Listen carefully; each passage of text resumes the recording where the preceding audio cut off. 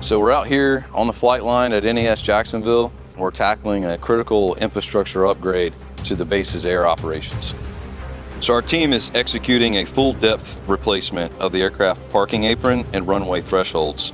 We're removing thousands of cubic yards of deteriorated concrete and unsuitable soil, replacing it with a granite rock base and 15 inches of high-strength flexural concrete. Why does this matter? Because the P-8 Poseidon is the Navy's premier reconnaissance and sub-hunting aircraft. It's significantly heavier and demands more from our flight lines than legacy aircraft. If the pavement fails, the mission stops.